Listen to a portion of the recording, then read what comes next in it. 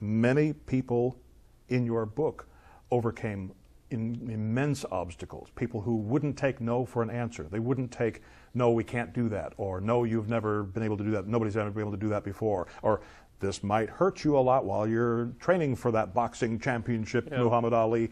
But a lot of things, a lot of people are overcoming great obstacles in this book. Yeah, you know, and that's, I can say to my son, you can do anything, son. And it's just words, right? I mean, it's just the after-school special. But if I say to him, listen, I'm going to tell you a story. This is a story about a woman named Anne Sullivan who used to work with Helen Keller.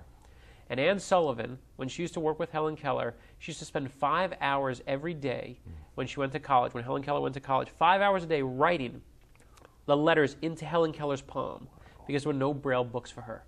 5 hours every day writing and writing and writing. And finally, what I didn't know at the time was that Anne Sullivan's own eyesight was fading. And her doctor said to her, if you keep reading to this girl, you are going to risk losing your own eyesight. And Anne Sullivan says, I don't care. I want to help this girl. Okay, that is a hero to me. That is amazing. That is the pinnacle of what a teacher can be. And I want my kids to learn that story. And when they hear that story, they know it's true. They know absolutely that it's possible. And somebody might say, all right, well, Anne Sullivan was a hero to one person, big deal. But then you realize all the millions of lives that Helen Keller has touched, and Anne made that possible. And the people like myself who get to go out there and tell this story. I mean, when you share that story, you are sharing a part of history. And I feel like, you know, a lot of the people in this book, whether it's Gandhi, whether it's Albert Einstein, whoever it is, they become icons, but therefore they're not people anymore. And what was important to me is to show the human side. You know, you tell me Anne Sullivan, you show me the movie and The Miracle Worker, and you get the tear that comes down my cheek, but big deal. What does that tell me about her? It doesn't tell me anything. But you show me what she risked, that she risked her own eyesight for this girl. You show me what she was willing to give up, and I'll show you the real woman. Brad, we have a question from Jerry from Seattle. He says, I noticed that almost all these people in your book are from the past. Do we not have as many heroes today anymore? Good question, Jerry. I appreciate that one. And I actually do. We've just been talking about the ones from the past, but there are actually plenty of from today. And I thought it was important to say, I didn't want to just say these heroes existed in the past. I wanted him to know, I wanted my son to know that they're everywhere.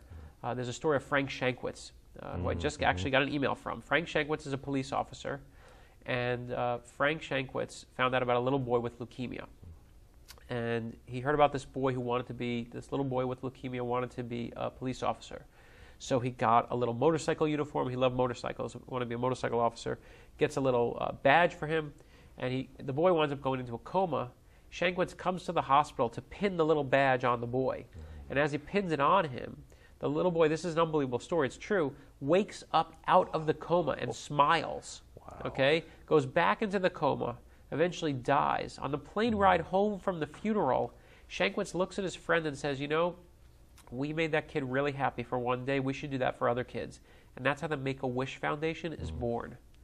And Frank Shankwitz is, you know, just a regular person, regular guy who's a hero that, you know, we don't focus on every day. He's still out there. And so those stories are in there. We have Andy Mieres, who's a young Special Olympics swimmer, Team Hoyt, who I just, you know, just think the world of, and down to Sullenberger. Captain Sullenberger's in there. That's right. Because I still love that story. But he's not in there because he saved the plane, you know, because he saved the people on the plane or he brought it down.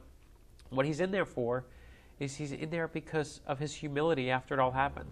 When the entire world press comes to his door and he says, you know what, I was just doing my job. I love that humility, and that to me is the lesson of it that he can offer. Your Thomas Jefferson story is a story of humility. Yeah, Thomas Jefferson is not in the book because he's written the Declaration of Independence. He's in it because he actually never took credit for writing it. He never bragged about it. In fact, the average American did not find out that Thomas Jefferson was the author until after he was elected president, and some until he died, and it was in his obituary. And I love that. I mean, imagine the guy runs for president and doesn't get up there and say, hey, everyone, you know that document that you love so much? That was me. Yeah, I wrote that. That was me. TJ, that's me.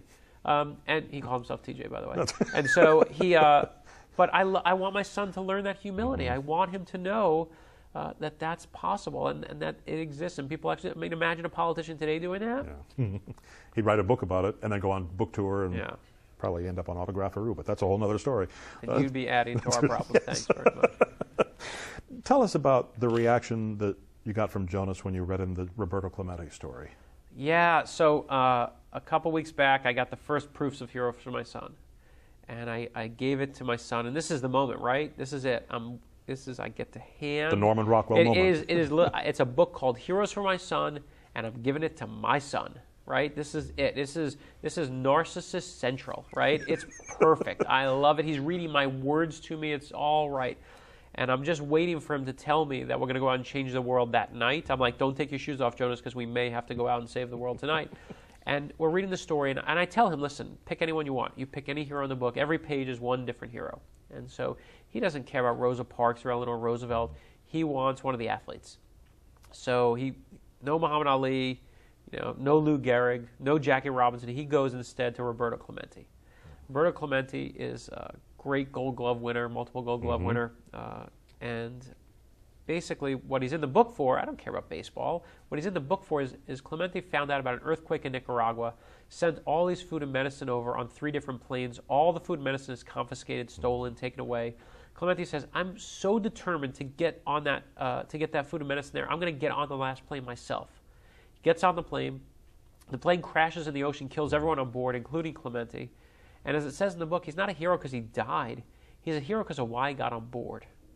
And so I'm waiting for my son to tell me how inspired he is as he's reading this. And as he's reading, I can feel him shrinking in my arms. I can feel the air leaving his lungs. And he looks up at me and he says, Dad, this is sad.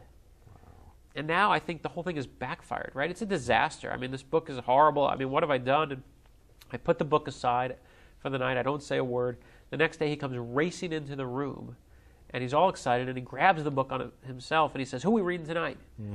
And I said, well, what about Roberto Clemente? And eventually he says to me, I like him. And I said, why? And he says, because he risked his life to save those people. Wow. And I realized in that moment that you can't teach about the hero unless you teach about why you need the hero. You can't teach the high without teaching the low. And the idea that is a lesson that my son knows and carries with him is as nice as it gets to me. I was proudest dad of the world that day.